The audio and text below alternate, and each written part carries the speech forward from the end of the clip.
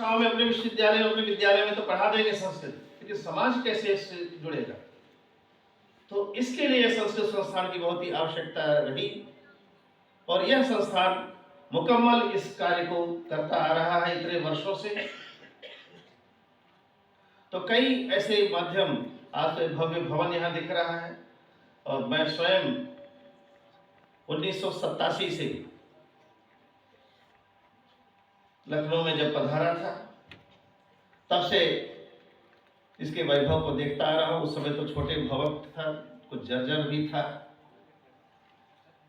और इन दिनों उस समय के जो थे यहाँ चंद्रकांत द्विवेदी जी, पुस्तकालय विधान नारायण मिश्र जी, अजय कुमार शुक्ल जी, त्रिवेणी प्रसाद जी, ये सब हम लोग उस समय जब नए नए यहाँ आए थे,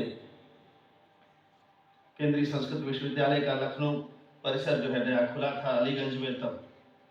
और ये भी कहने का उस संस्था का भी उद्गम स्थान पहले यहाँ प्रारंभ इसी प्रांगण में हुआ था, संस्कृत भवन में ही हुआ था। मुझसे आने से एक वर्ष पहले 1986 में यहीं इसी प्रांगण में वहाँ हमारे प्राचार्य जी रामकिशोर शुक्ल जी उस समय भेजे गए थे, तो वो आए और यहीं बैठकर सब रचना हुई, सारे पत्र प्रकाशित हुए और तब जाकर यहीं से भवन, एक किराए का भवन खोजा गया। वो सारी प्रक्रिया यहीं से 6 महीने तक लगभग यहीं से चला था। उसके बाद अलीगंज में जब हम लोग थे, हम अगले वर्ष 87 में आए, तब से निरंतर इन लोगों के साथ रहे और हमने देखा लगातार कई कार्यक्रम होते रहे। हर महीने कोई न कोई गोष्ठी होती थी जिसमें शहर के कोने कोने से लोग आते थे, सुनने के आते थे और उनको तो ऐसे विद्वानों को, ऐसे कार्यक्रमों को, विभिन्न शास्त्रों के बारे में भाषण हो, कवि सम्मेलन हो, सामाजिक विषयों पर चर्चा हो, तो ये सब यहाँ संस्कृत माध्यम से इस संस्थान में हुआ करते थे। तो लोग आते थे। पंजाबी एकेडमी और संस्कृत सिंधी एकेडमी उनका भी पंजाबी और तो कई ये संस्कृत तो सबसे प्राचीन सबकी मातृभाषा रही है, तो उसी तरह से सभी संस्थाओं का भी उद्गम यहाँ होता रहा है। ये बहुत ही अच्छी बात आपने कही। तो इस तरह से हर महीने कोई न कोई कार्यक्रम होते थे जिसमें विश्वविद्यालय के लोग, हमारे परिसर के लोग और अन्य गणमान्य जो विद्वान यहाँ थे, विभिन्न पाठशालाओं के लोग और संस्कृत के विद्वान सब एकत्रित होते थे और इन विषयों पर चर्चा बहुत ही अच्छा एक समागम बनता था। तो इन सबको एक छत्र के नीचे लाने का काम ये संस्कृत संस्थान ही कर सकता था और किसी संस्थाओं में ये सब कार्य उस तरह के नहीं हो सकते। तो निरंतर उन कार्यों को करना और जिसमें अन्य सामाजिक लोग, आसपास के लोग, बड़े वरिष्ठ लोग, क्योंकि यह काशी जो है सर्वप्राचीन हमारी जो है संस्कृत और संस्कृति की नगरी रही है, वो एक सांस्कृतिक राजधानी है। तो उत्तर प्रदेश की राजधानी में भी यहाँ से जो संस्कृत का बिगुल बजना चाहिए वो कार्य संस्कृत संस्थान करता रहा है और इन सबको जोड़ते हुए तो ये सारे कार्यक्रम, तो ऐसे लोगों को प्रतिष्ठित करना, उनको बुलाना, सम्मानित करना, यहाँ तक कि कई बार श्रोता भी जो वृद्ध लोग आते थे उनको भी बुलाकर उनको भी आने जाने का भी मार्ग भी दिया जाता था ताकि आए ऐसे लोग भी हमारे बीच में अपने विचारों को प्रकट करें। तो इस तरह से उन कार्यक्रमों को हमने देखा और फिर धीरे धीरे कार्य बढ़ते गए।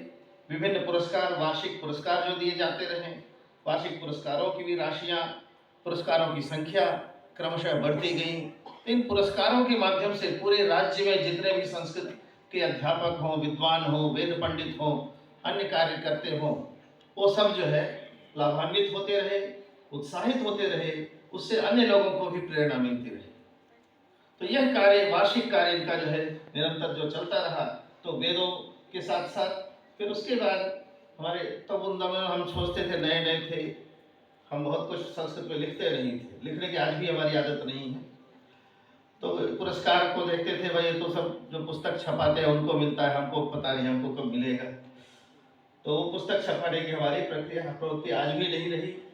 लेकिन धीरे धीरे अन्य कार्यों में जब गया तो यहाँ से पौरोहित्य का कार्य शुरू हुआ था। तो पौरोहित्य की कार्यशाला, क्योंकि पूरे समाज में जरूरत थी एक अच्छे पुरोहितों की। पौरोहित्य तो कई लोग परिवार से भी करना शुरू कर देते थे, लेकिन उनके उच्चारण में शुद्धता हो, वो मंत्रों को समझकर उसका प्रयोग करें, ये सब का कार्य कार्यशाला की आवश्यकता थी। तो निरंतर ऐसे कार्यशालाएं चलाई और इसके माध्यम से अभियान चलाया गया। पौरोहित्य का बहुत अच्छा प्रशिक्षण कार्य यहाँ चलता रहा। फिर ज्योतिर्विज्ञान भी जब शुरू हुआ, उसमें काफी विरोध भी होता था। 2002 में जब शुरू हुआ तो 2000 वर्ष में जो है संस्कृत वर्ष घोषित हुआ था। तो संस्कृत वर्ष घोषित हुआ तो उस समय के जो शिक्षा मंत्री, मानव संसाधन मंत्री प्रोफेसर मुरली मनोहर जोशी थे, उनके प्रयासों से जो है यह ज्योतिर्विज्ञान विश्वविद्यालय में खुला। तो सर्वप्रथम यही पास में लखनऊ विश्वविद्यालय में यह ज्योतिर्विज्ञान का विभाग खुला और उसके साथ ज्योतिष प्रशिक्षण के भी कई कार्यक्रम यहाँ इसके माध्यम से होने लगे। फिर योग, अभी आप लोगों ने देखा कैसे हमारे बच्चे यहाँ योग करते दिखे, और योग तो आज जो है पूरे संसार के लिए जो है एक उत्सव हो गया है। रामदेव बाबा का नाम आपने सुना, उन्होंने किस तरह से उसको बहुत ही सरल, जो कि बहुत गोपनीय लोग रखते थे, बहुत कभी प्रशिक्षण के लिए बहुत पैसे लिया करते थे, उसको इतना सरल बना दिया। पूरे मैदानों में सबको इकट्ठा जो है बड़े बड़े मैदानों में इकट्ठा कर उन्होंने योग कक्षाएं चलाई। टीवी के माध्यम से लोग देखो, कहीं भी देख लो, तो केवल पैसे कमाने उन्होंने अपना लक्ष्य नहीं समझा। योग का प्रचार का जो लक्ष्य उन्होंने बनाया, उससे ये विश्व भर फैला और उसको एक उचित कीर्तिमान पर हमारे जो यशस्वी प्रधानमंत्री जी लाए, जिसके प्रयास से जो है एक अंतर्राष्ट्रीय योग वर्ष बनने लगा है।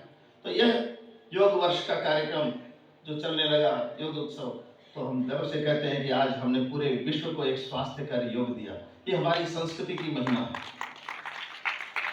क्योंकि अभी तक विश्व जो कि उनकी जो है कुसंस्कृति अपसंस्कृति है, उससे हमको विश्व को उसने एक असाध्य रोग दिया है। वह रोग, ऐसा रोग जिसकी जो है आज तक दवा नहीं मिली है। और कभी कभी टीवी में इन सब उसको विज्ञापन आते हैं, वो भी बहुत भ्रामक होते हैं।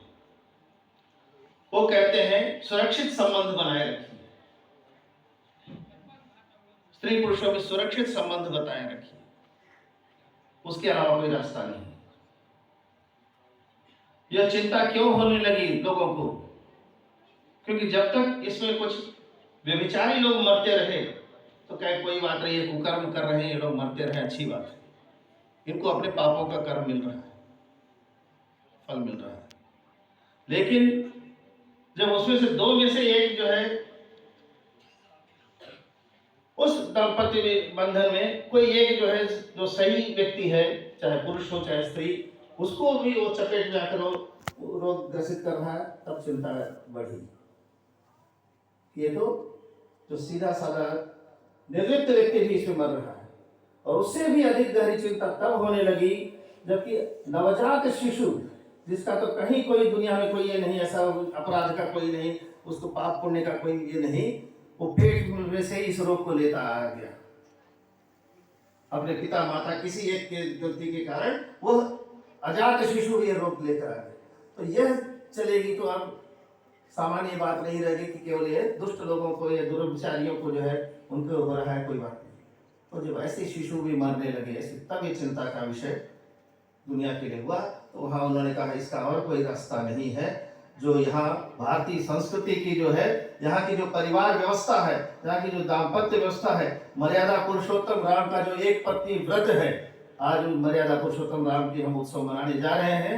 तो उनका जो एक पत्नी व्रत धर्म हुआ, या माता सीता का जो पतिव्रता धर्म है, तो पतिव्रता धर्म स्त्रियों के लिए और एक पत्नी व्रत जो है पुरुषों के लिए, ये जो दाम्पत्य सूत्र का यहाँ लक्ष्य रहा, धर्मे च अर्थे च कामे च मोक्षे च नाति चरामि, जो संकल्प लिया जाता था, 7 जन्मों तक एक साथ रहने का संकल्प लिया जाता था, और एक निष्ठ होकर एक दूसरे के प्रति निष्ठा भाव से जो संबंध बनाया जाता था, और जिससे जो है एक उस तरह से जो संतति उत्पन्न होते थे, वो उसी प्रेरणा से उसी आदर्शों से आगे बढ़ते थे।